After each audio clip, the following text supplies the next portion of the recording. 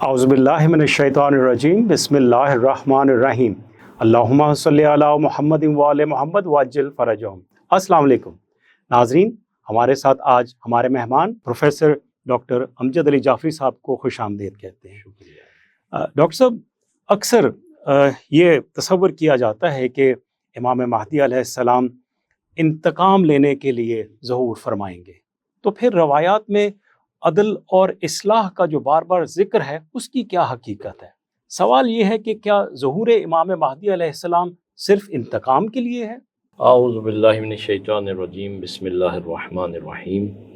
اللہ تعالیٰ سے دعا ہے کہ اللہ تعالیٰ ہمیں سب کو اپنی آفاقی حکومت دکھائے، آمین الہی آمین، تاکہ پتہ چل جائے انتقام کیا ہوتا ہے۔ اللہ اکبر۔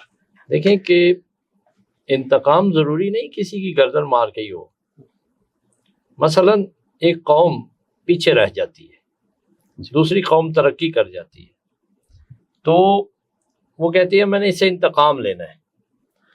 اب اگر وہ پست سوچ کی مالک ہوگی تو وہ کیا کرے گی؟ اس کو مار کے قبضہ کرے گی، اور اگر وہ صحیح سوچ کے مالک ہوگی تو کہے گی کہ جو بے راہ روی اس قوم میں موجود ہے یا ہمارے میں موجود تھی وہ ہم صفائی ستھرائی کر کے تو ان سے آگے بڑھیں گے۔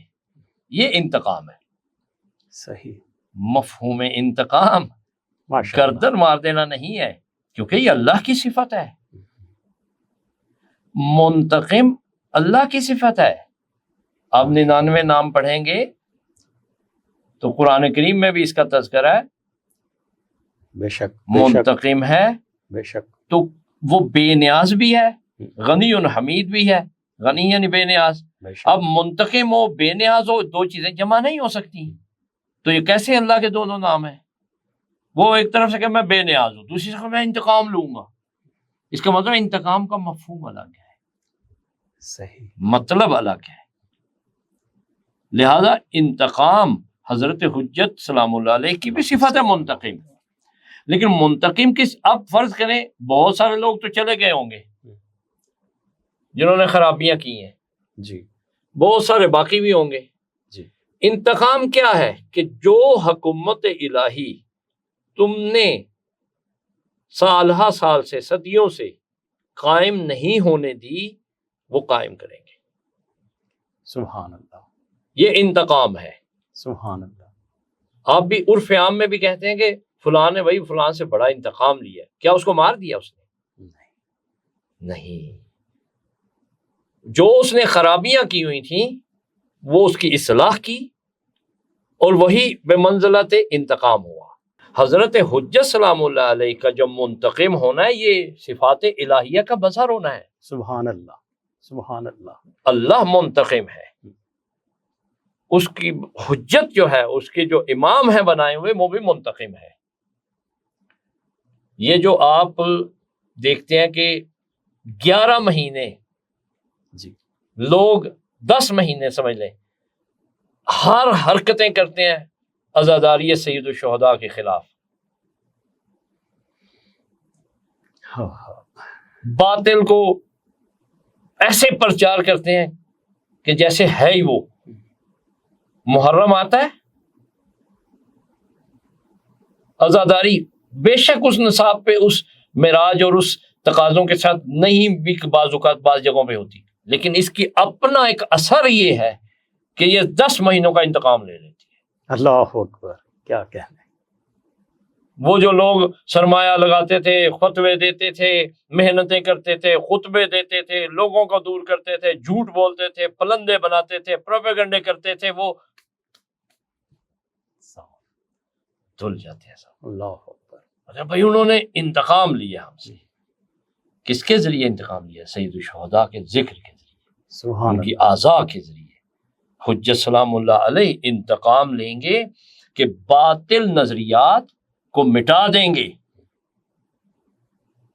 اصلی نظریات کو قائم کر دیں گے، سبحان اللہ، راسخ کر دیں گے۔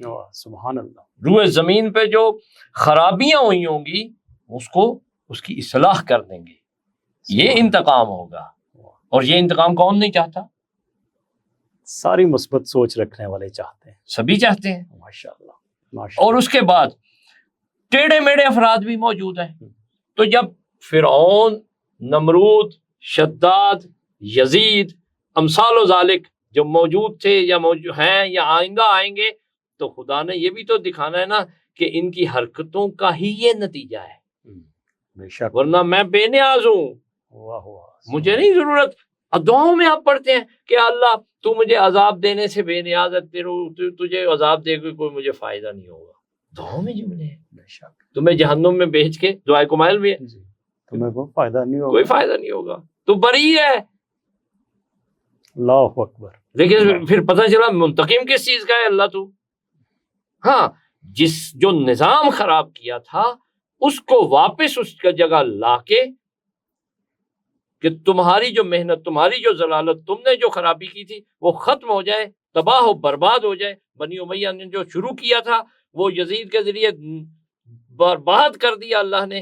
اور مثلا اس بربادی کا نتیجہ یہ نکلا کہ آج تمام تر بنی امیہ کس صورت میں ہے. ان کا اپنا بیٹا، مولوی جو مرضی کہے، اپنا بیٹا بیٹھ کے یہ کہے کہ میرا باپ بہت غلط تھا. آج کے مولوی کو سمجھ آئے یا نہ آئے؟ اس بیٹے کو سمجھ آ گئی. بیٹے کو سمجھ آ. سبحان اللہ. وہ لعنت بھیج رہا ہے، سبحان اللہ. وہ لعنت بھیج رہا ہے جو حکومت لے رہا ہے. ان کو تو 4 پیسے ہی ملتے ہوں گے، اس کو حکومت ملی. یہ ہے شجاعت. لہذا انتقام لے لیا اس نے، اللہ نے انتقام دلا دیا.